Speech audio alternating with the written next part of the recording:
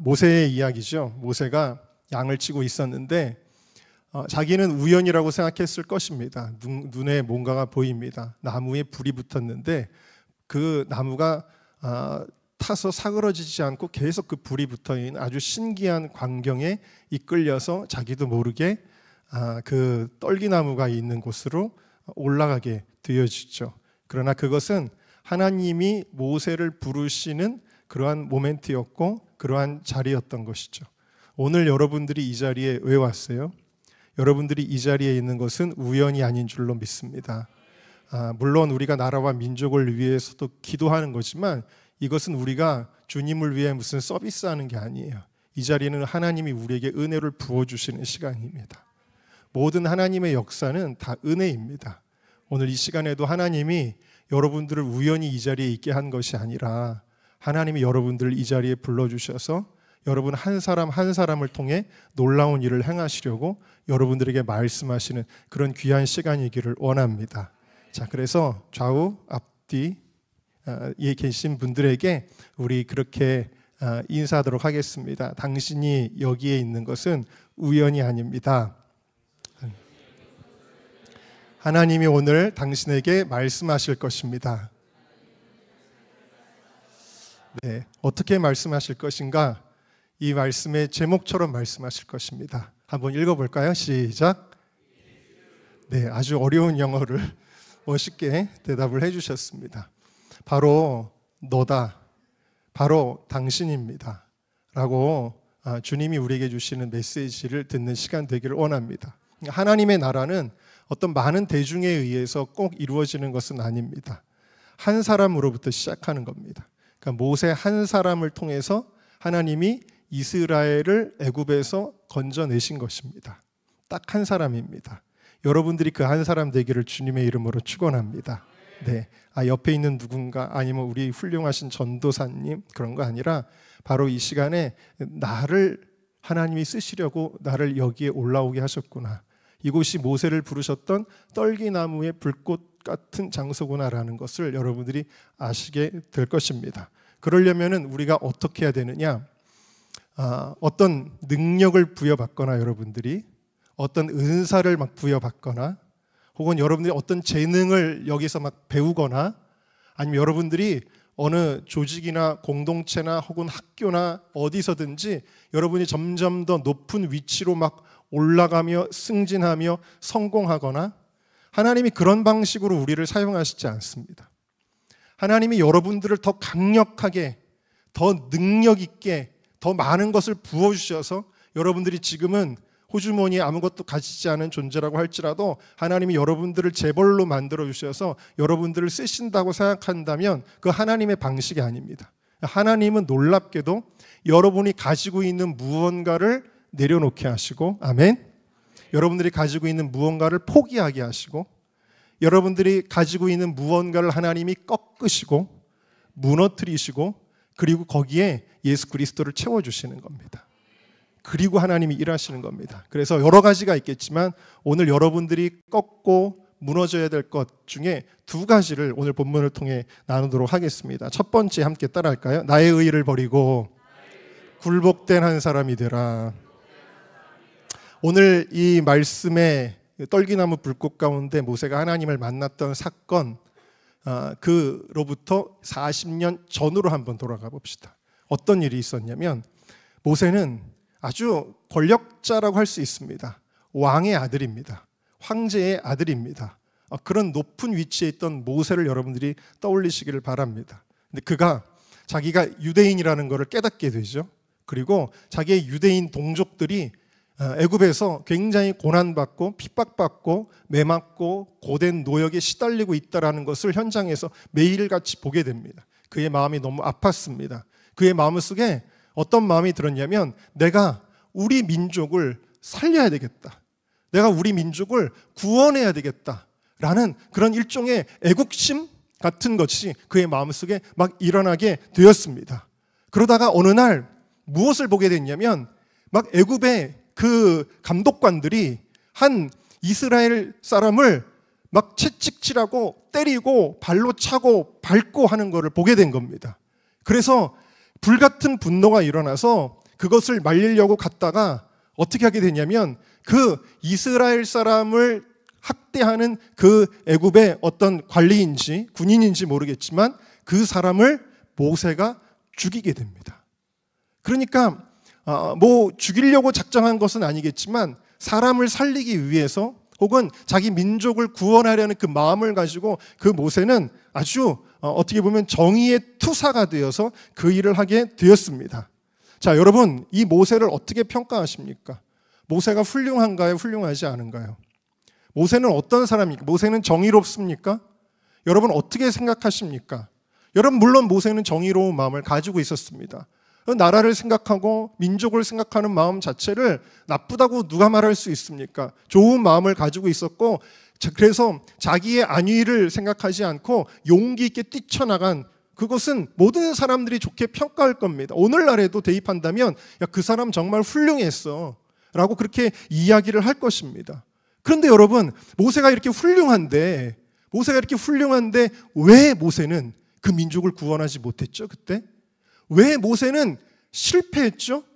왜 살인자의 그 죄명을 뒤집어 쓰고 모세는 광야로 도망갈 수밖에 없었죠? 그 이유가 뭐죠? 왜 하나님은 모세와 함께하지 아니하시죠? 모세가 이렇게 훌륭한 마음으로 좋은 일을 하려고 나섰는데 용기 있게 목숨 걸고 나섰는데 왜 모세와 하나님 함께하시지 않죠? 그를 통해서 애굽으로부터 이스라엘 백성들을 구원하시지 않죠? 그 이유가 무엇일까요? 그것은 모세가 의로웠지만 그 의가 하나님께로부터 온 의가 아니기 때문이에요. 그 의는 하나님께로부터 온 의가 아니라 자기 의이기 때문이다라는 것입니다. 로마서 10장에 보니까 아무리 열심히 있어도 아무리 그것이 의롭다고 할지라도 그것이 하나님으로부터 온 것이 아니라면 그것은 올바른 지식을 따른 것이 아니다. 다시 말하면 이것은 하나님의 의와 상관없이 인간에게도 의라는 게 있잖아요. 교회를 다니지 않고 성경을 모르고 하나님을 모르는 사람들에게도 정의라는 것이 있잖아요. 그들도 서로 자기가 옳다고라 하면서 부르짖고 무언가를 하려고 하고 그러지 않습니까? 그러니까 하나님의 의를 모르고 우리 안에 있는 자기 의를 세우려고 그래서 결국에는 하나님의 어떤 계획이 있는데 그 계획과 상관없이 내가 가고 있다라는 것을 보여주는 것입니다. 자, 이것은 하나님 앞에서는 아무런 가치가 없습니다. 왠지 아세요? 그것이 설사 세상에서 의라고 말할지라도 우리 안에서 나왔다면 우리 안에는 선한 것이 없기 때문이에요. 우리는 완전히 타락한 죄의 꾸정물이 날마다 끌어오르는 죄덩어리, 전적인 타락의 존재이다. 로마서 7장의 사도 바울은 뭐라고 이야기하냐면 내 속에 선한 것이 전혀 없다라고 이야기를 합니다. 그렇게 의롭게 살려고 애쓰고 몸부림쳤던 그 바울조차도 자기 자신에 대하여 뭐라고 고백하냐면 내 안에는 선한 것이 1도 없다. 내 안에는 오직 죄만 가득하다라고 그렇게 고백하고 있는 것입니다. 또 로마서 3장 10절은 세상에는 그 누구도 의롭지 않다라고 이야기를 하는 겁니다. 오늘날 정치적 혼란을 겪으면서 많은 사람들이 어떤 정치인에 대한 평가를 합니다. 이 사람이 훌륭하고 저 사람이 나쁘고 물론 상대적으로 그런 게 있을 수 있지만 그러나 여러분들이 기대하는 것 같은 의의는 이 땅에 존재하지 않는다라는 것입니다. 인간은 모두 죄인이고 그 죄성에서부터 나오는 자기의 의라고 하는 것은 거룩하신 하나님, 완전한 의가 되시는 하나님 앞에서는 사실 가치가 없는 것이다 라는 것입니다. 나는 의로워, 나는 의롭게 살 거야, 나는 의를 이룰 거야 라는 노력을 하면 할수록 어떤 일이 일어나느냐, 나의 자아가 점점 더 강화될 뿐이다. 나의 고집이, 나의 어떠한 자아가, 나의 어떤 교만이 점점 더 강화될 뿐이지 자기 의의를 가지고 사는 사람들은 결코 하나님의 뜻을 이룰 수가 없다. 그리고 이런 사람들이 많이 살아가는 사회는 어떻게 되느냐, 마치 사사기 17장 6절에 나오는 것 같은 세상을 만들게 된다. 자, 사사기 17장 6절을 우리 같이 읽어봅시다. 시작. 그때에는 이스라엘의 왕이 없었으므로 사람마다 자기의 소견에 사람들이 어떻게 산다고요? 여러분, 누군가가 정치 때문에 싸우고 막 그럴 때도 많죠. 요즘처럼 우리가 국가를 위해 기도하고 있지만 여러분, 서로 어떤 이슈에 대하여 내가 들은 바가 다르고 내가 배운 바가 다르고, 여러분, 사람들마다 자기가 보는 TV 채널이 다르고 보는 유튜브가 다르고 보는 신문이 다르고, 그럴 수도 있고 그 사람의 성향, 그 사람의 지혜, 그 사람이 자라온 환경, 이런 것에 따라 사람들이 저마다 이게 옳아라는 생각을 합니다. 내가 옳으면 상대방은 틀린 거가 됩니다. 그렇죠? 저 사람은 어디서 뭘 잘못 들었나 봐. 저 사람 왜 생각을 저렇게밖에 못해. 사람들이 저마다 옳다고 여기는데 이 옳음의 근거가 뭐라는 거예요? 내 소견이라는 거예요. 내가 보기에 제가 잘못했네. 내가 듣기에는 네가 잘못했네. 내 경험으로 봐서는 네가 잘한 거야. 이건 뭐예요? 그건 내 소견일 뿐이에요. 누구도 인정하지 않지만 내 소견에 내가 옳다. 그러니까 어떻게 돼요? 혼란한 사회가 될 수밖에 없다. 사사기 시대는 저마다 옳다, 내가 옳다, 내가 옳다 하면서 살아간다. 그럼 왜 그런 시대가 되었느냐? 그 이유를 뭐라고 이야기하느냐? 그때는 이스라엘에 뭐가 없었다고요? 왕이 없었다고요. 그러면 뭐 진짜 왕을 말하는 건가 이게? 이것은 진정한 왕이 되시는, 선과 악의 모든 기준점을 갖고 창조하시는 그 하나님이 이스라엘 백성들 가운데는 왕이 되시지 않았다라는 거예요. 왕이 아니었다라는 거예요. 그럼 누가 왕이냐? 내가 왕이다. 내가 내 삶의 주인이다. 내가 옳은 것이 옳은 거야. 누가 나한테 뭐라 그래? 목사님 나한테 뭐라 그러지 마세요. 나는 이게 옳으니까 내 길을 갈 거예요. 이게 왕이라는 거예요. 모든 사람들이 다 자기가 왕이 돼서 내 소견에 옳은 대로 그렇게 살아가는 시대였다. 그게 무슨 시대예요? 사사기 시대. 근데 그 시대의 비극은 뭐예요? 하나님은 왕이 아니었다라는 거예요. 하나님은 왕이 아니고 저마다 자기의 옳은 대로 살아가는 것입니다. 여러분들이 유튜브 같은 거를 정말 잘 가려서 봐야 됩니다. 좋은 채널도 얼마든지 있지만 그렇지 않은 것들, 기독교의 이름으로, 혹은 여러분들이 생각할 때 이분이 이 정도 신학대학의 교수님이라면 우리가 신뢰할 만하겠지, 이분이 이 정도 구독자를 가진 목사님이라면 신뢰할 만하겠지라고 생각하면은 굉장히 위험한 것입니다. 제가 참 안타까운 건 뭐냐면 많은 사람들이 자기 멋대로 자기의 소견대로 옳고 그름을 자기가 도덕 선생 역할을 한다라는 것입니다. 예를 들어 주일 성수, 11조 이런 전통적인 신앙의 가치들이 있잖아요. 혹은 사회적 이슈가 되는 동성애, 낙태 이런 이슈들 있잖아요. 혹은 여러분들이 신앙생활하면서 늘 고민하는 술, 담배 혹은 어떤 혼전 순결의 문제 이런 것들이 있잖아요. 여러분, 저마다 이게 맞아요, 저게 틀려요. 그거는 옛날에 꼰대 같은 부흥사들이나 가르쳤던 것이고, 여러분 그런 거 들을 필요 없습니다. 이게 좀 더 깨어있는 신앙입니다 라는 수많은 자기의 소견대로 이게 옳아, 저게 옳아 라고 가르치고 있다라는 거예요. 그럼 유튜브 보고 그 사람이 옳다고 하는 거 그거 따라갈 거냐는 거예요. 여러분들, 유튜브에서 술 먹어도 된다 그러면 여러분 술 먹을 거냐는 거예요. 여러분들의 신앙생활에 옳고 그름, 이 세상의 사사시대 같은 저마다 자기의 소견대로 옳은, 자기가 의롭다고 여기기 때문에 그렇게 한다라는 것입니다. 그래서 이런 사람들은 자기와 다른 신앙을 가진 사람들을 조롱하고 폄훼하고 공격하는 일들이 벌어지죠. 제가 지금으로부터 한 35년 전에 청년들과 함께 오늘 찬양팀으로 섬긴 예관교회에 제가 청년부 전도사였을 때 전교인 수련회를 어딜 갔냐면, 혹시 그때 나랑 같이 갔던 사람이 지금까지 있는지는 모르겠습니다만 충현기도원이라고 갔습니다. 청년들과 함께 충현기도원에 갔는데, 거기 이제 제가 사실 제가 우리 관악구에서 교회 드럼 제일 먼저 갖다 놓은 사람이 저잖아요. 알고 있어요, 여러분? 옛날에 감히 어디 교회에서 드럼을 쳐 할 때 드럼을 처음으로 끌고 들어왔던 사람이 이제 전데, 충현기도원에 갔습니다. 그리고 나서 세월은 많이 지났지만 충현기도원에 갔는데 애들이 이제 찬양팀이 준비하면서 세팅을 하는데 드럼을 설치를 하니까 기도원 관계자가 왔습니다. 그래서 저희 기도원에서는 드럼을 치셔는 안 됩니다라고 이야기를 했습니다. 그러니까 드럼을 연습도 했잖아요. 찬양팀 연습도 열심히 하고 드럼도 세션 맞춰가지고 다 왔는데 드럼은 안 됩니다라고 기도원에서 우리도 생각을 못했어요. 모르고 왔죠. 딱 막았습니다. 물론 옛날 얘기니까 지금은 그런 기도원이 없겠지만 옛날에 그랬었습니다. 그러니까 청년들이 불평을 하기 시작하는 거예요. 아니 지금이 어떤 시대인데, 아니 성경에도 보면 소고치며 북치며 바위도 찬양하라 그랬는데 무슨 이런 꽉 막힌 기도원이 다 있어?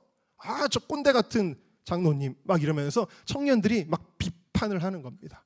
무슨 얘기죠? 내 생각에는 얼마든지 드럼 치면서 찬양하는 게 좋은 건데 왜 못하게 하는 거야? 라고 하면서 막 비판을 하는 겁니다. 그때 제 마음은 어땠을까요, 여러분? 그래, 야 니네가 좀 참아라. 내가 어른으로서 나도 내가 대신 미안하다.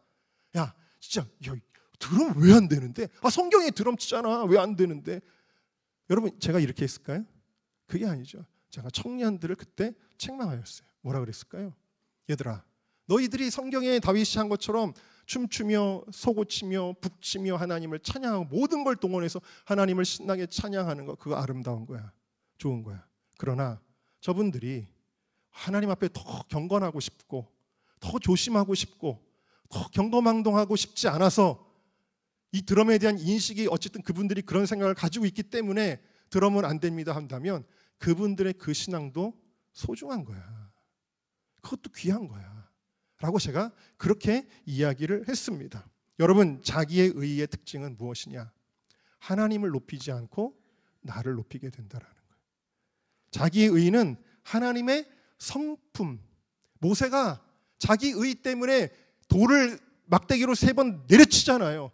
이 불의하고 이 불순종하는 이 막대 먹은 이스라엘 백성 화가 나가지고 모세가 세게 치잖아요. 그래 물이 나오기는 나오는데 그 일로 인해서 모세가 어떻게 됩니까? 너가 가나안 땅에 들어가지 못할 것이다. 그 이유는 뭐냐? 네가 나의 성품을 드러내지 않았기 때문이다. 의로운 말을 하였지만 예수님의 성품을 드러내지 못하게 된다. 이것이 자기 의다라는 것입니다. 그리고 이 자기 의는 나는 오라라고 하면서 교묘하게 어떤 우상을 섬기게 하느냐? 자라고 하는 우상을 섬기게 한다라는 거예요. 자라고 하는 우상. 나를 높이는 거예요. 그건 나는 의로운 사람이야. 뿌듯한 거예요. 여러분 아무리 수십억을 기부를 하고 가난한 사람들에게 나눠준다고 할지라도 은근히 나는 의로운 사람이야라는 생각이 들 때 그것은 자기를 숭배하는 우상 숭배에 지니지 않는다. 오직 우리가 진짜 의로우신 분은 오직 한 분이십니다. 우리가 경배하고 찬양해야 될 분은 누구십니까? 예수 그리스도. 할렐루야. 예수님밖에는. 그래서 로마서 3장 21절에 율법 외에 한 의가 나타났으니 예수님만이 의 그 자체라는 거예요. 예수님만이 그 의 자체가 되기 때문에, 그리고 우리에게는 그 의가 전혀 없기 때문에 우리가 좀 괜찮은데 조금 모자란 게 아니라 우리는 그냥 죄인이기 때문에, 그래서 우리가 그 의를 얻으려면 어떻게 해야 되느냐? 로마서 3장 22절에 예수 그리스도를 믿음으로 의롭다 하심을 얻었느니라. 우리의 의가 아니라 예수 그리스도의 의가 우리에게 입혀지는 것입니다. 할렐루야. 그래서 40년의 이 광야의 연단의 세월이 흐른 후에 모세가 이 떨기나무 불꽃 가운데 오늘과 같이 여러분들을 부르시고, 모세야, 내가 이제 너를 보내어 애굽에 있는 내 백성을 구원하게 하겠다 라고 말씀하실 때 40년 전에 모세가 하려던 거랑 뭐가 다르죠? 40년 전에 모세도 애굽에 있는 이스라엘 백성을 구원하려고 했던 거잖아요. 그리고 지금 주님이 말씀하시는 게 뭐예요? 애굽에 있는 내 백성 내가 구원하겠다. 뭐가 달라요? 똑같은 거 아니에요? 다르죠. 첫 번째 애굽의 이스라엘 백성을 구원하겠다는 모세의 그 용기 있어 보이는 행동은 모세에게서 나온 의였다. 그러나 이제 40년의 세월이 흘러 떨기나무 불꽃 가운데 하나님이 모세를 부르실 때 그 의는 하나님이 주시는 의다. 하나님께로부터 나오는 의다. 그러니까 이제 하나님이 비슷한 것 같지만 전혀 다른 차원에서 하나님이 모세와 함께 하시는 거예요. 이때 우리에게 필요한 건 뭐예요? 이때 우리에게 필요한 거는 내가 의로우니까가 아니라 그 주님의 의 앞에, 그 주님의 말씀 앞에 내가 뭐 하는 거예요? 순종하는 거예요. 모세에게 요구하시는 계속 순종하라고 그렇게 말씀하시는 것이죠. 이제 네 삶의 주인은 네가 아니야. 네가 옳다고 생각하면 뛰쳐나가가지고 사람 때려 죽이는 거 아니야 라는 거예요. 주님이 참으라면 참으시고 일어나라면 일어나시고 걸어가라 그러면 걸어가고 멈추라 그러면 멈추는 게 이게 의다라는 거예요. 순종하는 자가 의다라는 것입니다. 이것이 신분주의라는 거예요. 내가 옳다고 생각하는 거. 여러분, 사울에게 아말렉 전쟁을 주님이 시키시면서 너 아말렉을 내가 너한테 다 붙여줄 거니까 그거는 헤렘으로 완전한 번제로 다 하나님 앞에 드리는 제사야. 여리고성은 그렇게 할 거야 라고 말씀하셨어요. 하나도 살려두지 말고 다 죽여라 그랬단 말입니다. 오늘날에도 넌 크리스천들이 기독교를 공격할 때 뭐라 그러면 무슨 하나님이 애기까지 다 죽이라고 하시느냐 그러죠. 그러니까 인간의 의에는 도저히 맞지 않는 것들이 가득하단 말이에요. 사울이 어떻게 합니까? 양과 소와 살찐 우양들을 다 가지고 와요. 그러니까 사무엘이 보고 이야기합니다. 이 소리 도대체 뭡니까? 여기 왜 염소 소리, 양 소리, 소 울음소리가 들립니까? 그랬더니 뭐라 그래요? 사울이 의로운 대답을 합니다. 이거 가져온 거는 다른 뜻이 아닙니다. 하나님께 예배하려고 가져온 겁니다. 얼마나 거룩해 보이고 얼마나 의롭습니까? 그런데 뭐라 그래요? 사무엘 선지자는 당신이 하나님의 말씀을 버렸으므로 하나님도 당신을 버렸습니다. 여러분, 인본주의는 세상 사람들에게 착착 달라붙는 거예요. 착착 달라붙는 거예요. 세상 사람들이 볼 때 아주 훌륭해라고 말하는 게 인본주의라는 거예요. 여러분, 좀 더 인본주의였다면 아마 사울이 인본주의자였다면 아마 사람도 안 죽였을 거예요. 다 살려갖고 왔을 겁니다. 아가강뿐만 아니라 다 살려왔을 것입니다. 그러면 세상은 박수를 칠 겁니다. 정말 사랑과 인자와 긍휼이 가득한 참 훌륭한 왕이다 라고 박수를 쳤을 것입니다. 그러나 하나님 앞에서는 가치 없는 인생이라는 거예요. 때로는 여러분, 아브라함에게 이렇게 말씀하시잖아요. 네 독자 이상을 바쳐라. 여러분, 인간의 의로서는 이건 도저히 납득할 수가 없는 거예요. 언제 주실 때는 언제고 그 핏덩어리 그 생명을, 아니 사람을 어떻게 죽여서 하나님 앞에 드린다라는 거예요. 그런데 아브라함은 이 말씀에 어떻게 해요? 하나님께로부터 나오는 이 말씀에 순종하는 겁니다. 그랬더니 뭐라 그래요? 하나님께서 아브라함에게 이것을 의로 여기심에, 의로 여기셨대요.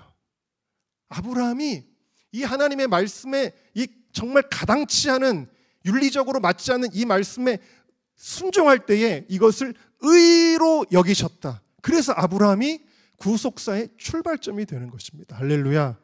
여러분들 의롭습니까? 여러분 청년들이요, 청년들일 때 더 자기 의가 강합니다. 사실은 저도 그랬거든요. 제가 엄청 의로운 사람인 줄 알았거든요. 제 얘기를 좀 할까요? 저는 군 생활을 미군 부대에서 했습니다. 들은 사람들도 있겠지만 22살 때 군 생활, 21살 때 군대에 들어갔죠. 젊은 날입니다.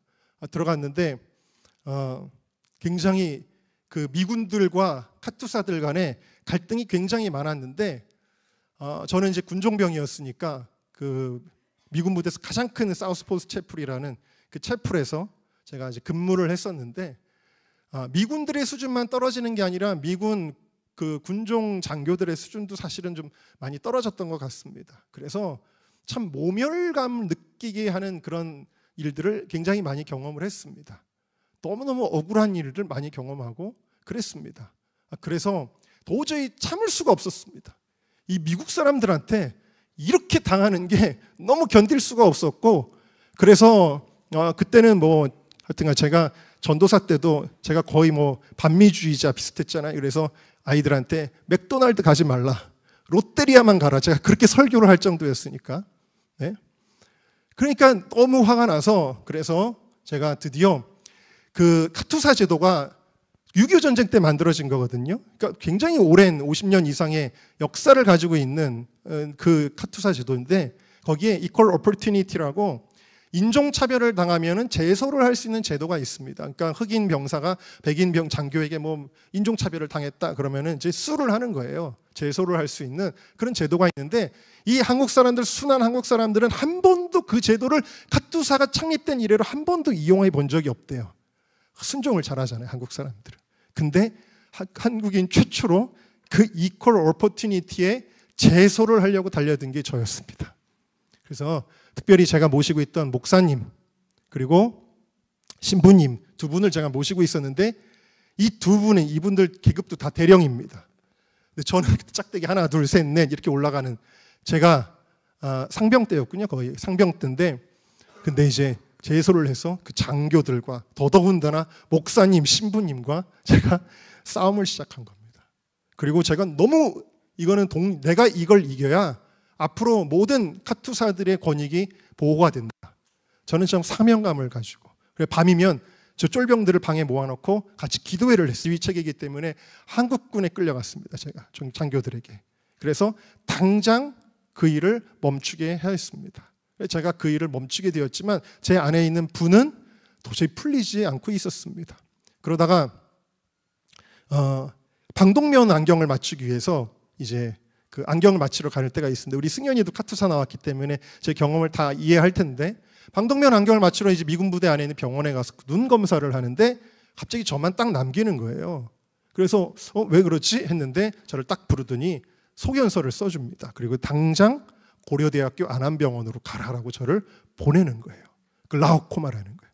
녹내장인데 제가 근데 안압이 보통 10에서 20이 정상인데 제 안압이 50을 육박하고 있다.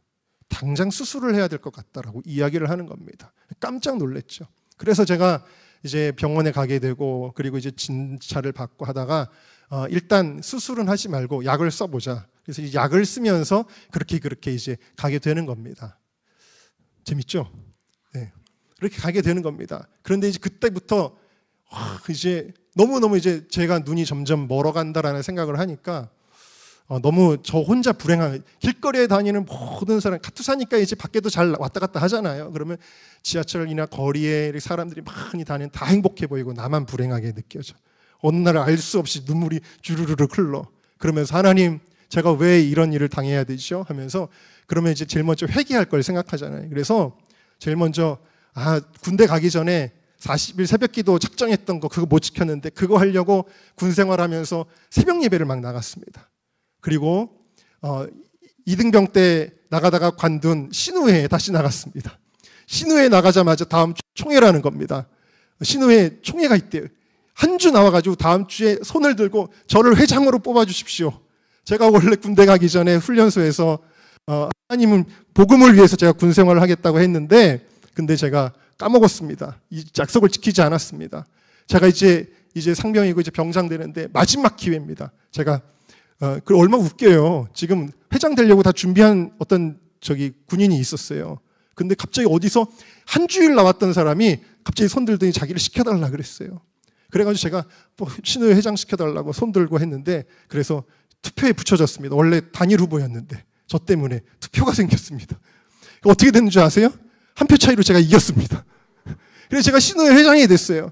신우회 회장이 돼가지고 빨리 눈 낳고 싶어가지고 뭘 그것 때문은 아니지만 하나님과 약속을 지키기 위해서 열심히 복음 그래서 뭐 거의 이게 무슨 사회에 있는 교회처럼 제가 막 친구 초청의 밤처럼 막 군인들을 초청하는 거 하고 그걸로는 좀 모자라서 제가 막 그 용산 부대 앞에 숙대가 있잖아요. 숙대에 전화해가지고 제일 먼저 받는 여학생에게 어디시냐고 그랬더니 저는 숙대 캠 누구입니다. 그래서 캠이라는 게 여의도 순복음교회 동아리였어요. 저를 좀 도와주십시오. 그래 어떻게 해가지고 여학생들을 막 부대 안으로 끌고 들어와서 막 하니까 또 여학생 만나는 또 그런 기대감에 또 병사들 막 오게 하고 하여튼 열심히 했어요. 제가 엄청 열심히 했지만 제 눈은 좋아지지 않았습니다. 좋아지지 않았어요. 그러다가 제대하게 됐습니다. 결국에는 제대하게 되고 눈 문제가 너무 심각했기 때문에 광주에 있는 기도원에 올라갔습니다. 올라가서 기도를 하는데 아무리 기도를 하려고 해도 기도가 안 될 때 있잖아요, 여러분. 그냥 탁 막혀 있고 기도가 너무 안 되는 거예요. 기도원까지 왔는데 기도가 안 돼. 그래서 어떡하지 하다가 그럼 성경이라도 읽어야 되겠다. 여기까지 왔는데 하나님 어디를 읽으면 좋을까요? 그러는데 마음속에 사무엘서를 읽으라는 감동을 딱 주시는 거예요. 그래서 제가 그럼 사무엘서를 한번 읽어보자 그래서 사무엘 1장부터 이렇게 쭉 한 장씩 넘겨가면서 성경책을 읽기 시작했습니다. 그런데 한참을 읽어가다가 어느 말씀에서 제가 큰 충격을 받고 무릎을 그 자리에서 꿇게 됩니다. 어떤 말씀이었냐면 사울이 다윗을 죽이려고 그렇게 괴롭힐 때 다윗에게 기회가 찾아왔습니다. 자기를 괴롭히는 그 사울을 단칼에 날릴 수 있는 기회가, 그 다윗이 있는 굴 속에 사울이 들어왔단 말이에요. 그런데 다윗이 뭐라고 이야기를 하냐면 하나님의 기름 부으신 종에게 내가 손을 대지 않을 것이다. 저는 군 생활하면서 제가 섬겼던 분이 목사님이라 그랬잖아요. 신부님이고, 물론 이제 신부님은 좀 차원이 다르긴 합니다만 어쨌든 그래도 저는 목사 아들인데 뭐라 그랬냐면 목사다워야 목사지, 목사가 목사답지 않은데 목사냐? 제가 맨날 그랬어요.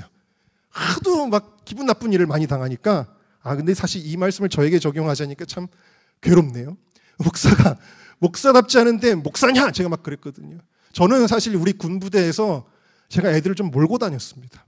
후배들, 쫄병들을 엄청 몰고 다녔어요. 애들이 저를 되게 잘 따랐거든요. 그래서 제가 맨날 걔들한테 그랬어요. 야, 목사가 목사다워야 목사지, 목사가 목사답지 않은데 목사냐. 그래서 저는 초등학교, 중학교, 고등학교 욕을 한 적이 없어요. 제 입에선 욕을 해본 적이 없어요. 근데 제 입에서 처음으로 욕이 막 나왔던 게 그 군생활이었어요. 그냥 목사님인데 저 목사 아니니까, 저 목사답지 않으니까 난 욕할 거야. 그래서 한국말을 모르잖아요. 그러니까 한국말로 막 욕을 했어요. 제가 그랬거든요.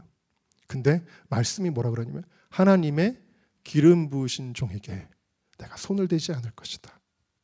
그래서 제 죄를 깨달았어요. 내가 얼마나 자기 의에 사로잡힌 사람인지, 내가 얼마나 교만한 사람인지를 깨달았어요. 그리고 제가 부대를 찾아갔어요. 자존심 다 버리고 제가 그때 인삼을 이렇게 세트를 들고 가서 제가 다른 것도 안 하고 그냥 그 자리에 무릎을 딱 꿇었습니다. 그래서 제가 잘못했습니다. 그렇게 했어요. 그분이 저를 개인적으로 용서했는지 안 했는지 그것까지는 제가 알 수 없지만 그렇게 했습니다. 물론 그러자마자 제 눈이 확 좋아진 건 아니었습니다. 하나님은 일하시는 방식이 참 우리의 생각하고는 다를 때가 많이 있습니다. 제가 계속 중간에 걸쳐 있었습니다. 나쁜 수치와 정상 수치의 중간, 약간 위험한 그 정도에 걸쳐 있었는데 최근에 제가 가보지 않았지만 한 3년 전에 저희 교인들한테도 간증했는데 한 3년 전에 우연히 안과에 갔다가 안압 검사를 했는데 제 안압이 정상으로 나왔습니다. 할렐루야. 하나님이 주시는 모든 이런 고난조차도 하나님이 저의 의의를 깨뜨리시고 교만을 깨뜨리시고, 그냥 저는 여러분 잘 아시지만 제가 최근에도 참 억울한 일을 당했지만 그냥 억울한 것만 생각하고 화병 나서 죽을 것 같아요. 근데 하나님의 선물이라고 또 생각을 해요. 저는 나를 낮추시고 나를 겸손하게 하시는 하나님의 선물이다 라는 생각을 하게 되는 것입니다. 여러분들의 의의를 버리셔야 하나님이 일하십니다. 제가 어느 컨퍼런스에 갔는데 이것만 하다 끝나겠네. 어르신들 혹시 피곤하시면 일찍 가셔도 됩니다. 청년들은 괜찮으니까. 어떤 컨퍼런스에 갔는데 막 웅성웅성 하는 거예요. 막 웅성웅성해요. 제가 이제 앞에 강의가 진행되고 있었고 저는 이제 다음 강의를 저는 준비하고 있었는데 웅성웅성해. 그랬더니 스태프들이 저한테 막 와요. 그랬더니 뭐라 그러냐, 목사님 큰일 났어요. 왜 그러냐 그랬더니 앞에 강의가 뭐였냐면, 여러분 요즘 아이들이 배우는 교과서가 굉장히 기독교에 대해서 부정적으로 기술하고 있잖아요. 그러니까 여러분 이 한국의 역사는 교회의 역사거든요. 사실은 교회가 이 민족의 정말 독립부터 시작해서 민주화와 산업화와 모든 근대화 모든 과정에 있어서 이 한국 교회의 공로를 빼놓고 대한민국의 역사를 이야기할 수가 없는데 교과서가 다 엉망진창이 됐잖아요. 그래서 기독교에 대해 부정적으로 막 묘사합니다. 기독교가 마치 친일이고 기독교가 마치 무슨 뭐 독재를 하고 막 이런 것처럼 막 이런 식으로 다 왜곡을 많이 해놨단 말입니다. 아이들이 스스로 기독교에 대해 부정적으로 이야기해야 그게 의로운 줄 알아요. 자기 얼굴에 침을 뱉어야 의로운 줄 알아요. 잘못 배워가지고. 그걸 뜯어 고치는, 그래서 역사에 대해 정말 잘 알고 계시는 어떤 강사님이 역사를 제대로 알려주고 계셨어요. 그렇지 않다. 이게 한국교회가 이런 잘못을 한 적이 없다. 잘못 가르치는 거다. 이런 걸 하나하나 가르쳐주는 수업이었는데 거기 중고등부 교사 한 명이 전교조 출신인데 그 청년이 뒤에서 버럭 일어나가지고 그런 게 어딨냐고 그러면서 막 소리를 지르고 거기서 깽판을 놓는 거예요. 그러니까 분위기가 막 우선순해지는 거예요. 막 그래가지고 근데 그 수습을 왜 나는 그 단체도 아닌데 나더러 갑자기 저한테 수습을 해달라는 거예요. 얼마나 황당해요. 그런데 오죽 급하면 그랬겠어요. 왜냐하면 그 스태프들도 다 청년들이었거든요. 다 청년들인데 자기들이 어떻게 할 줄 몰라가지고 저한테 딱 얘기를 하는 겁니다. 그래서 하나님 어떻게 하죠? 근데 하나님 바로 제 마음속에 하나를 딱 떠오르게 해주셨어요. 그게 뭐냐면 사울이 다메섹 도상에 예수 믿는 사람을 잡아 죽이려고 갑니다. 사울은 너무나도 하나님을 향한 열심이 있었고 하나님을 위하는 마음이 너무 있었어요. 그리고 그 일이 의롭다고 생각을 했어요. 예수쟁이들을 처단해야 그것이 하나님을 기쁘시게 하는 거라고 생각을 했어요. 그러니까 하나님하고는 상관없지만 그의 의가 그를 그렇게 이끌고 가고 있을 때 다메섹 도상에서 하나님이 그를 빛으로 후려치시고는 뭐라고 말씀하세요? 사울아 사울아 주여 누시오니까 나는 네가 핍박하는 예수다. 나는 네가 핍박하는 예수다. 여러분 사울이 얼마나 지금 황당합니까? 얼마나 혼란스럽겠습니까? 지금 예수 믿는 사람을 죽이려고 하는데 예수님이 나타나셔서 나는 네가 핍박하는 예수다라고 말씀하시니까 얼마나 혼란스러웠겠습니까? 그러니까 여러분 잘못된 가르침과 생각과 관념과 경험과 자기 의로 살아가던 사람들이 진리를 만나면 와 진리야 하고 쉽게 기쁨으로 받아들이나요? 아니죠. 뭐가 찾아와요? 혼란이 찾아와요. 뭐지? 왜 여기서 다른 얘기를 하지? 왜 그렇지? 라고 혼란이 찾아온다. 그래서 제가 그때 거기서 이야기합니다. 그 청년 앞에 두고 교사들 앞에 두고 이야기합니다. 여러분 때로는 우리가 진리를 만나면 혼란이 찾아오는데 혼란이 찾아오는 것은 하나님의 은혜입니다. 그렇게 얘기를 했어요. 사울이라고 하는 한 청년이 자기의 의를 버리고 눈이 멀고 아나니아가 안수하여 그가 다시 살아날 때 그는 십자가의 의를 붙드는 사람이 되었습니다. 모세와 같이. 여러분 모두 그런 사람 되시기를 주의 이름으로 축원합니다. 자, 두 번째 같이 읽습니다. 시작. 네, 모세의 계획. 모세가 사람을 죽일 때 어쩌면 사람들이 자기를 잘 따를 거라고 생각했을지 몰라요. 야, 드디어 우리의 영웅이 나타났다. 이게 모세의 계획이었을 수도 있어요. 모세는 나름대로 계속 고민하고 플랜을 짰을 거예요. 날마다 마치 담임 목사가 날마다 24시간 365 어떻게 하면 교회가 부흥할까를 고민하는 것처럼 모세는 그걸 고민했을 거예요. 계획을 세웠을 거예요. 그러나 모세의 계획은 산산조각이 났습니다. 그리고 나서 광야에 사는 모세에게는 두 번째 계획이 바뀌었습니다. 모세의 계획은 뭐냐면 야, 뭘 그렇게 뭐 또 민족을 국가를 난 그런 관심 없어. 난 우리 가족들과 함께 여기서 오손도손 도란도란 살고 싶어. 그게 모세의 계획이에요. 목사님 뭐 이렇게 자꾸 헌신하게 하지 마세요. 무슨 나 지금 내 삶도 힘들고 지치고 직장 생활도 피곤한데 목사님 지금 제 진로가 있고 나 결혼 준비도 해야 되는데 무슨 뭐 나라와 민족을 위해서 뭐 40일 동안이나 이건 좀 과한 거 아니에요? 좀 나는 그냥 빨리 결혼해가지고 좋은 집 하나 사고 아내와 함께 딱 해가지고 그래서 나는 재밌게 살 거예요. 이런 마음이 모세에게 있었다는 건데 이 모세의 두 번째 계획조차도 하나님이 말씀으로 꺾으십니다. 그리고 모세를 어디다가 집어넣으셔요? 하나님의 계획에다 집어넣으세요. 그때부터 모세 인생이 진짜 시작하게 되는 것이죠. 그리고 놀라운 것은 모세가 하나님 앞에 막 항변했어요. 나는 아무것도 가진 게 없고 시골에서 은둔자였는데 내가 뭘 합니까? 난 말주변도 없어요. 그랬잖아요. 근데 그 말주변도 없고 40년 동안 범죄자 도망가 있던 사람 그 모세를 하나님이 그의 손에 겨우 막대기 하나 들려 있었을 뿐인데 하나님이 그 막대기를 내려칠 때 물이 나오기도 하시고 막대기를 내려칠 때 홍해가 갈라지기도 하시고 막대기를 내려칠 때 10가지 재앙이 하늘에서 쏟아지게 하시는 거예요. 하나님이. 이거 왜 그래요? 내 계획으로 하면 하나님은 함께 하잖아요. 하나님의 계획 속에 내가 들어갈 때 하나님이 이런 놀라운 일을 하시는 것입니다. 중요한 거는 뭐냐면 사람의 계획이든 사단의 계획이든 결국에는 다 무너집니다. 하나님의 계획이 서리라. 오직 하나님의 계획이 서게 될 것입니다. 여러분, 여러분들의 인생의 계획은 무엇이었습니까? 여러분들이 뭐 작년에 여러분들이 금년에 대한 계획, 혹은 여러분 10년 전에 여러분들의 계획, 여러분들이 어렸을 때 나는 앞으로 이런 사람이 될 거야. 여러분 어렸을 때 학교에서 생활계획표를 쓰라 그래서 저도 많이 해봤어요. 동그라미 그리고 이렇게 짝대기 해서, 네, 짝대기 해서. 예준이 있나 혹시 여기? 예준이 아침 10시 기상, 그 다음에 12시 기상, 뭐 어떻게 하는지 모르겠지만 이렇게 그리잖아요. 막 그리잖아요. 근데 그거 잘 지키든가요? 공부 하루에 2시간씩 해야지 했는데 갑자기 텔레비전 재밌는 거 하면은 그거 봐야지. 친구가 부르면 나가야지. 아니 우리 자매들이요, 하루에 운동, 금년부터 2025년부터 나는 살 뺄 거야. 그래, 운동 하루에 30분씩 해야지. 혹시 그렇게 계획을 세우셨나요? 웃는 청년들이 꽤 보입니다. 네? 그 계획이 좀 잘 지켜지고 있습니까? 여러분, 네? 여러분 사람의 계획, 이렇게 제가 말씀드리는 건 뭐냐면, 사람에게 이런 계획이 있지만 하나님에게도 계획이 있어요. 그러니까 하나님의 계획을 신학적으로 뭐라고 표현하냐면 구속사라고 이야기를 합니다.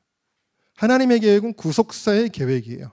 아브라함에게 하나님 말씀하신 창세기 12장 2절 같이 읽어볼까요? 시작. 내가 너로 큰 민족을 이루고 내게 복을 주어 내 이름을 창대하게 하리니 너는 복이 될지라. 하나님이 아브라함, 아이도 못 낳는 아브라함에게 하나님의 계획을 말씀하시는데 무슨 계획이냐면, 지금 할아버지인데 할아버지한테 뭐라 그러냐면 내가 너로 큰 민족을 이루게 할 거야 그러시는 거예요. 하나님의 계획.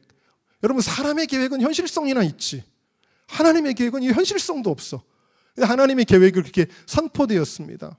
근데 놀랍게도 100세에 하나님이 아브라함에게 아들을 주셨습니다. 그런데 문제가 있는데 하나님의 계획은 참 놀라운 거예요.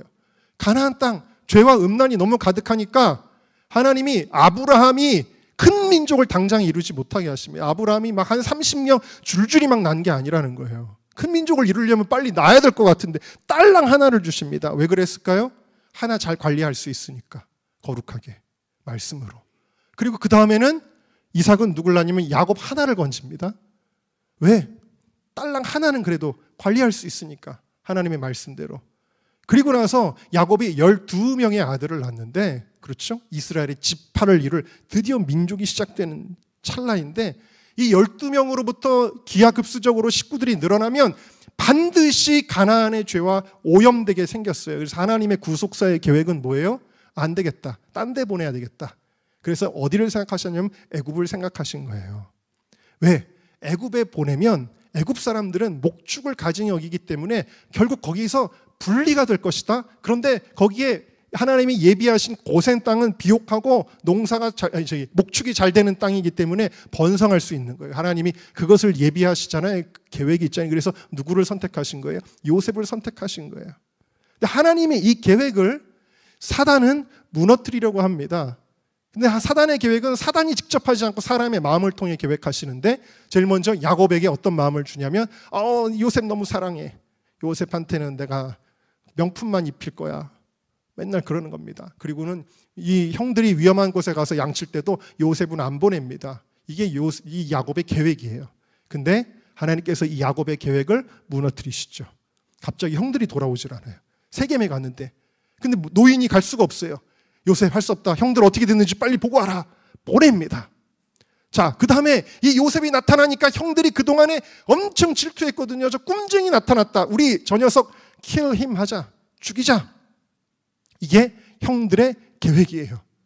그래가지고 막 죽이려고 막 하는데 그때 누가 나타나냐면 맏 형이 루벤이 얘들아 잠깐만 그러면서 루벤의 무슨 계획이 있었냐면 아버지의 그 서모와 통관한 것 때문에 아버지가 엄청 미워했거든요. 루벤 장남이지만 내가 드디어 아버지에게 점수를 만회할 기회가 왔다.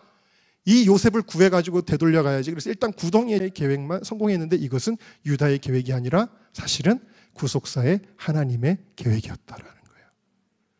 모든 인간의 계획은 다 무너져요. 하나님의 계획은 섭니다. 요셉이 거기 가서도 막 노예질을 하고 엄날 힘들어요. 때로는 누명을 쓰고 감옥에 갑니다. 죽을 수밖에 없는 고비들을 넘깁니다. 그러나 요셉은 끝까지 살아남고 마침내 애굽의 총리로 우뚝 서게 됩니다. 이것이 하나님의 계획이다 라는 것입니다. 성경에 이런 얘기가 많죠. 하만이 모르드게가 못마땅해가지고 모르드게를 죽이려고 사람들을 선동합니다. 우리 저 유대인들 싸그리 죽여버리고 재산 뺏자. 야, 집도 뺏자, 자동차도 뺏자. 선동이 되는 거예요, 사람들이. 그래, 유대인들 저것들 아주 욕심만 많고 저것들 마음에 안 들어서 짜증났어. 이 기회에 좋다. 그리고 나서 왕에게 가서 설득합니다. 왕이여, 이 국법을 따르지 않는 배반하는 무리들이 있습니다. 그게 누군데? 유대인들입니다. 그래? 어떻게 했으면 좋겠어? 다 죽여버립시다. 죽여버려야 됩니다. 그래가지고 왕이 그래, 네 맘대로 해. 그래, 조서를 딱 내려줬습니다. 그래, 척척척 진행이 됩니다. 조서가 반포되고 전국이 소동이 일어나면서 이제는 척척척척 뭐가 진행돼요? 하만의 괴계가 진행이 되는 거예요. 플랜이. 그리고 장대를 높이 만들어서 이 장대에다가 나한테 절하지 않았던 모르드게를 달아가지고 본때를 보여줘야지, 속을 시원하게 해줘야지라고 했습니다. 자, 이것이 사단의 계획이 척척척척 진행이 되는 것 같았지만 에스더가 죽으면 죽으리이다, 그 각오를 가지고 그 민족이 3일 동안 금식하며 하나님 앞에 부르짖을 때 어떤 일이 일어나요? 하나님의 계획이 이루어지는 거예요. 그래서 단숨에 다 된 것 같았던 사단의 계획이 무산되고, 마치 예수님을 십자가에 못 박는 사단의 계획이 바리새인과 제사장들과 그런 로마의 부패한 인간들과 이런 사람들을 통해서 예수님을 십자가에 못 박고 그들이 승리한 것 같았지만 주님은 부활로 그것을 역전시켜 주셨던 것처럼, 제가 미국에 갔을 때 마침 불임절을 봤거든요. 뉴욕에서. 유대인들이 지금도 기억하는 그 해방의 역사, 하나님의 계획은 서리라 라는 것입니다. 그래서 여러분에게 말씀드리고자 하는 것은 무엇이냐, 여러분, 우리가 나라와 민족을 위해도 기도하지만 사단은 대한민국을 잘못된 방향으로 끌고 가는 계획을, 이게 하루 이틀의 이야기가 아니잖아요. 수십 년 동안, 어떻게 보면 해방 전부터 이 대한민국을 결국 파멸로 이끌어 가려는 그 계획을 계속해서 끌고 가잖아요. 척척척척척 진행이 돼가고 있고, 지금은 이 대한민국의 1막이 이제 거의 끝날 막이에요. 지금 모든 사단의 계획이 다 성공을 거두는 것 같은 이 찰나이지만 우리가 믿음으로 기도할 때 사단의 계획은 무너질 것이다. 오직 이 나라를 사랑하시고 이 민족을 마지막 때에 크게 쓰시고자 하시는 하나님의 계획이 이루어짐을 믿으시기를 주님의 이름으로 축원합니다. 제가 좋아하는 가사가 있어요. 찬양에 예수 이름 높이세 중에 이 부분이 저는 정말 너무 좋습니다. 나의 계획이 실패하고 나의 소망이 끊어질 때 삶의 주관자 되신 그분 앞에 나의 무릎을 꿇어 경배하네. 나의 삶을 그분께 맡길 때 비로소 나의 마음 평안해. 구원의 반석 되신 예수 이름을 소리 높여 찬송하네. 여러분, 나의 계획 저도 있어요. 나의 계획. 하다못해 제가 최근에 겪은 그 일도 저의 계획 속에서 저를 유익하게 하는 일이었어요. 근데 그 계획이 무너졌어요. 근데 그 무너진 자리에서 하나님은 하나님의 일을 하신다. 나의 계획이 무너지고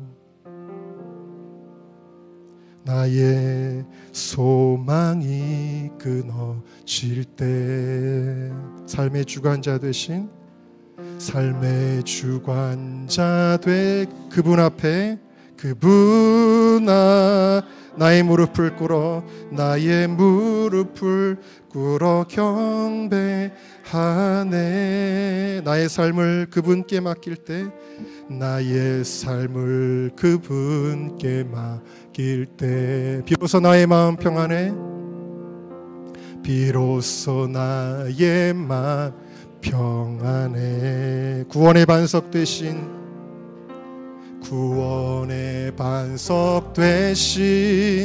예수의 이름을 소리 높여 찬송하네. 우리 손을 들어서 주님의 이름을 높여드립니다. 예수 이름 높이세. 능력의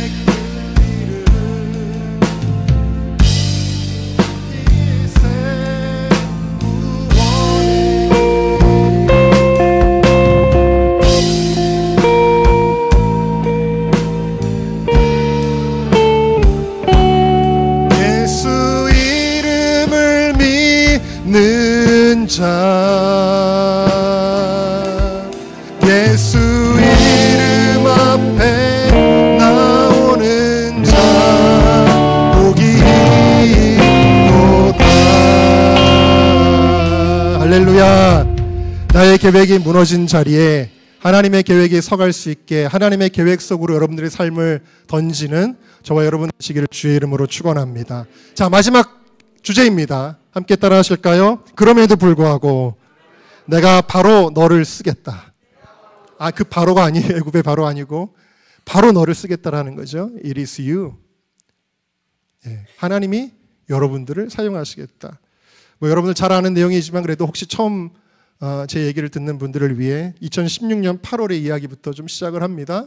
2016년 8월에 청소년들이 서울광장에서 몇만 명이 모여가지고 예배하고 찬양하고 또 연예인들 간증 듣고 그 자리에서 예수님 믿을래요 하면서 막 100명 이상 일어나가지고 결친하고 했던 그 유명한 집회 기억나시죠? 근데 그 집회를 일주일 앞두고 일주일도 안 되고 안 남기고 그 집회가 캔슬이 됐습니다.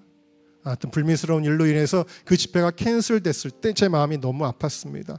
대한민국의 정치, 문화, 예술, 사회 모든 것의 중심이 되는 그 서울 광장에서 하나님을 매년 예배했던 그 예배가 무너지다니 너무 마음이 아팠고, 그리고 다음 세대가 예배할 수 없게 되었다는 것이 너무나 마음이 아파서 주일이 원래 그 예배가 있었던 날인데 예배 시간이 다가올 때 어떤 마음이 들었냐면 나라도 가서 예배해야 되겠다라는 생각을 하게 되었습니다. 그래서 제가 여기도 몇 명 있지만 얘들아 우리라도 가서 예배하자. 그래서 제가 데리고 서울 광장으로 가게 됐죠. 서울 광장으로 갔더니 재즈 공연이 열리고 있었고 예배 대신, 그리고 그 앞에 구경하는 사람들도 있었고, 그런데 군데군데 고개를 숙이고 뭔가 재즈 공연 보러 온 것 같지 않은 사람들, 청년들의 모습이 보였습니다. 그리고 금방 그것을 알게 됐는데 똑같은 마음으로 나라도 예배가 무너진 자리에서 나라도 예배해야 되겠다라는 마음으로 온 것이었죠. 그래서 재즈 공연이 끝나고 나서 그렇게 나라도 가서 예배해야지 하는 마음을 가진 청년들이 한데 모여서 우리끼리 동그랗게 원을 그리고 우리끼리 그곳에서 예배하게 되었습니다. 물론 원래 계획됐던 큰 무대와 조명과 사운드와 화려한 스피커와 어떤 그런 유명한 사람들은 없었지만, 초라하게 보일 수는 있지만 그 사진 좀 보여주세요. 우리끼리 이렇게 동그랗게 원을 그려서 기도했습니다. 그때 뭐라고 기도했냐면, 하나님, 누군가는 이곳에서 다시 예배하게 해주세요. 하나님, 누군가는 반드시 이 서울 광장에서 예배를 회복하게 해주세요 라고 이렇게 기도했습니다.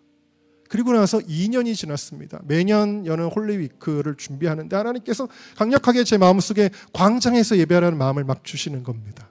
그래서 광장? 너무 부담스러운데, 그러다가 처음에는 서울역 광장 여러 군데를 이렇게 생각을 하다가 의외로 가장 돈이 안 드는 곳은 서울 광장이다. 왜? 거기는 상설 무대라도 있으니까, 세팅을 하는데 좀 돈이 덜 드니까. 그래서 서울 광장? 거기 다 채우려면 몇 명 필요해? 몇만 명은 들어와야지 채워지는 곳. 갈 수 있을까 우리가?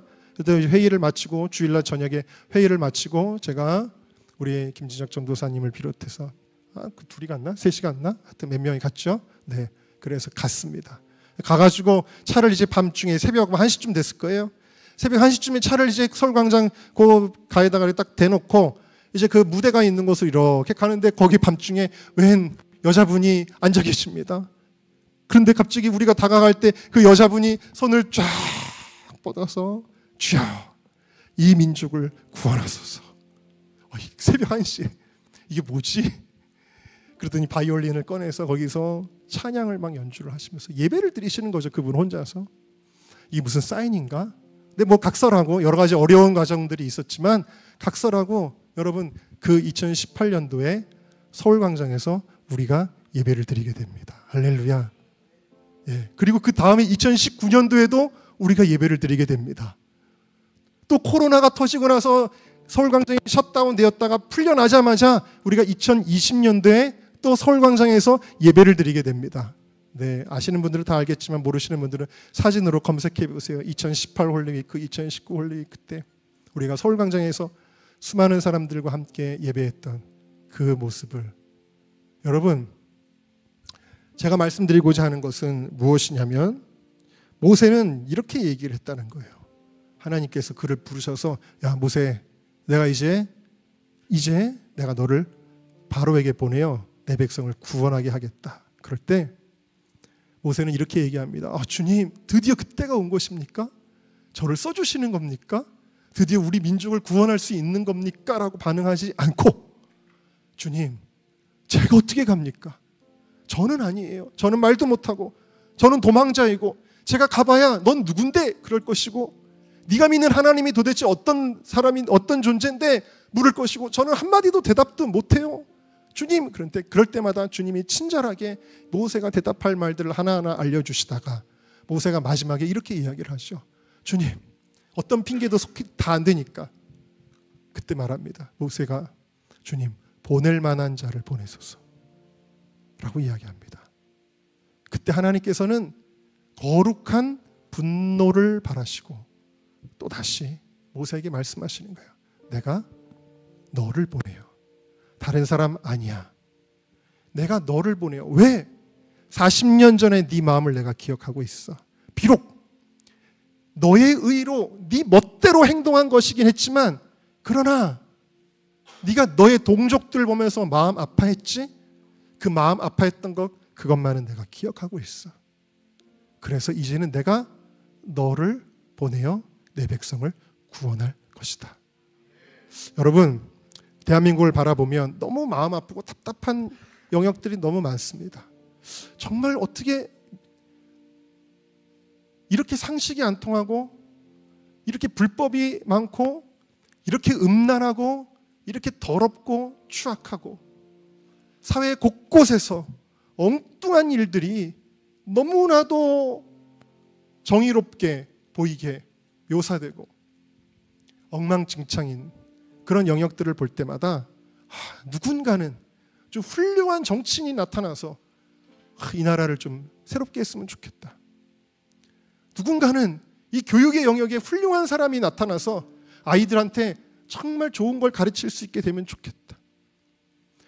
교회에 다음 세대가 없고 청년들이 없을 때 누군가는 훌륭한 사역자가 와서 다음 세대를 좀 일으켰으면 좋겠다. 정말 아이들이 보는 웹툰에도 온갖 비엘과 막 음란한 것들이 가득한데 어떤 사람은 이 문화와 영역에 거룩한 문화를 정말 영향력 있게 행사하는 그런 사람이 좀 나왔으면 좋겠다. 뭔가 나랑 관련 있고 내가 관심 있는 분야를 바라볼 때마다 여러분들이 그런 마음을 갖고 이렇게 기도할 거예요. 주님, 그 사람을 보내주세요. 누군가가 이 일을 하게 해주세요 라고 할 때 주님은 뭐라고 말씀하시느냐? 아니야, it is you. 너야. 내가 너를 통해서 다음 세대를 일으킬 거야. 내가 너를 통해서 이 나라의 법이 하나님의 법 되게 할 거야. 내가 너를 통해서 이 도시를 변화시킬 거야. 여러분 믿으십니까? 나는 모든 계획에 실패했던 사람이 아닙니까? 나 뭐 해보려고 했지만 무너졌던 사람 아닙니까? 내가 좀 옳은 줄 알고 의로운 줄 알고 뭔가 해보려고 했는데 그것도 하나님 앞에는 하찮은 것으로 여겨지고 저는 실패하지 않았습니까? 그렇습니다. 나의 의가 무너진 그 자리에, 나의 계획이 무너진 그 자리에, 그래서 이제는 더 이상 힘을 쓸 수 없는 이제 죽음의 상태에 있는 그 모세를 하나님의 손이 탁 붙드신다. 그리고 이제는 네가 하는 게 아니라 내가 할 것이다. 나는 십자가에 죽고 내가 그리스도와 함께 십자가에 못 박혔나니 그런즉 이제는 내가 산 것이 아니요 내 안에 오직 예수 그리스도께서 사신 것이라. 이것을 고백하게 하시고 내 삶의 주인은 주님이십니다. 주님이 말씀하신 그 계획은 반드시 이루어질 것입니다. 내가 할 일은 내가 뭘 하는 것이 아니라 주님의 말씀을 신뢰함으로 순종하는 것입니다 하고 여러분들이 오늘 이 밤에 여러분들의 삶을 드릴 때 어떤 일들이 일어나느냐. 그 하찮았던 모세가 그 이스라엘 백성 250만이나 되는 그 백성을 구원하였던 것처럼 여러분 한 사람으로 충분하다. 왜? 여러분이 하는 게 아니라 하나님이 하시는 것이기 때문에. 여러분 그 믿음을 가지십니까? 네. 오늘 그 믿음을 가지고 우리 다시 한번 찬양으로 고백하며 하나님 앞에 기도하고 계속해서 기도하도록 하겠습니다.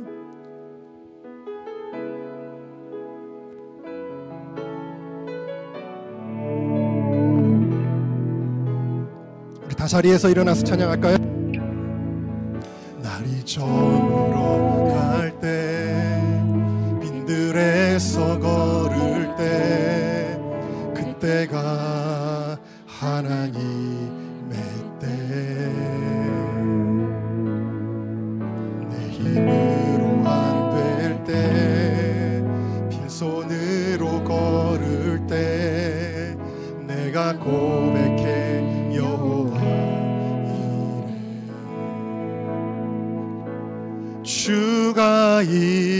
일하시네 주가 일하시네 주께 아끼지 않는 자에게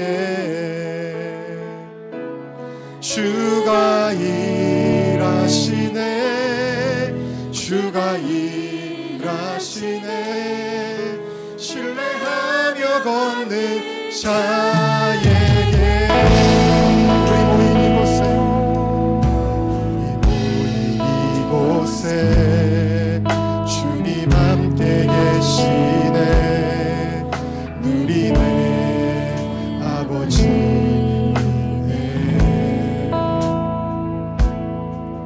적은 떡과 물고기 내 모든 걸 드릴 때 모두 고백해 여호와 이래 주가 일하시네 주가 일하시네 주께 아끼지 않는 자에게 주가 일하시네 주가 일하시네 신뢰한 우리 두 손을 높이 들고 오직 주님만이 일하십니다. 그렇습니다. 하나님 이제는 내가 십자가에 죽어지고 오직 예수 그리스도만 일하시기를 원합니다. 오늘 떨리는 불꽃 가운데 모세를 꺾으시고 예수 그리스도가 칼에 사시게 하셨던 것처럼 오직 주님이 나의 삶 가운데 일하시고 하나님의 계획을 이루어 주시옵소서. 신뢰하며 걷는 자에 우리 시간에 기도할 때 하나님 나의 의의를 내려놓습니다. 내 소견에 내가 무언가를 옳다고 생각했던 그것조차도 하나님 오늘 이 밤에 내려놓게 하여 주시옵소서.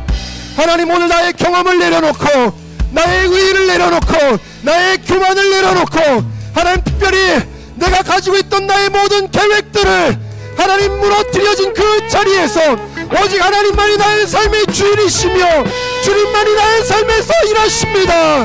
나는 주님만 따라가고 주님께 순종할 것입니다. 우리 그 믿음 가지고 주여 세 번 불러 통성으로 기도하겠습니다. 주여 주여 주여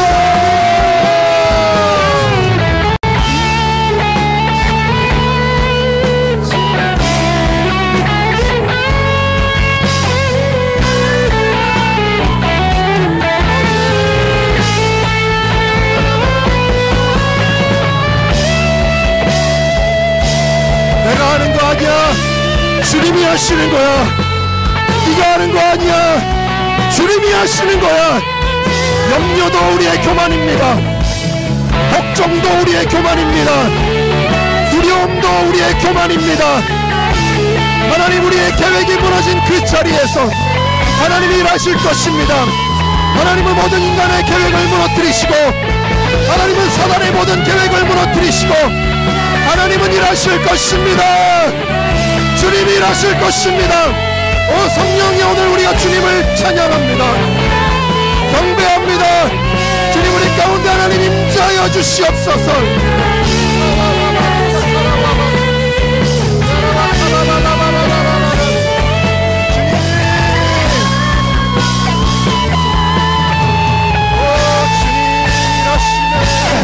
주가 일하시네 주가 일하시네 주께 아끼지 않는 자에게 주가 일하시네 주가 일하시네 신뢰하며 걷는 자에게 주가 일하시네 주가 주께 아끼지 않고 나의 삶을 드리는 자에게 이제는 네가 내 거라고 주님이 인정하시고 일하실 것입니다. 주가 일하시네. 신뢰하며 걷는 자의. 이 시간 여러분들을 위해 기도할 때 여러분들이 손을 머리에 얹으셔도 되고 가슴에 포개서 얹어도 좋겠습니다. 하나님, 그렇습니다.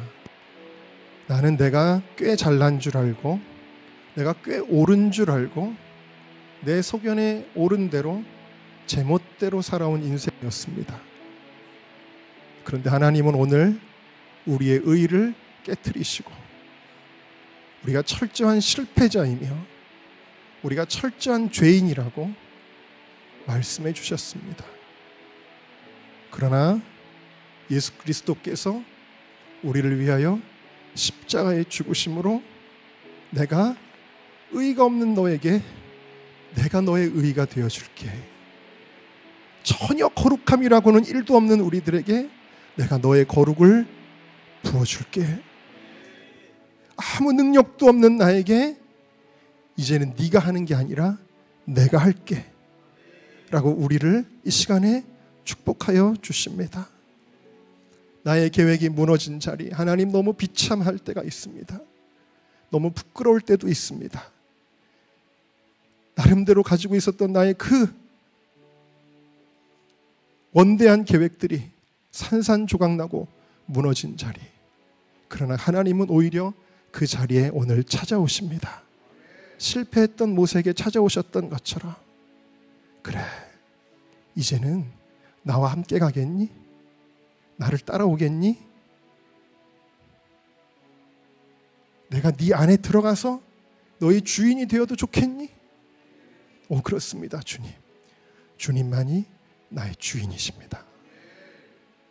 하나님께서 이 나라를 위해, 교회를 위해, 다음 세대를 위해, 열방을 위해 나를 부르신다면, 하나님, 나를 주님의 나라에 거룩한 산제사로 드리겠습니다.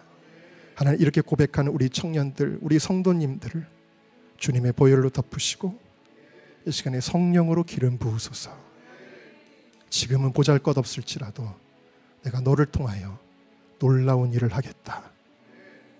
네가 생각하지 못한 크고 비밀한 일을 보일 것이다.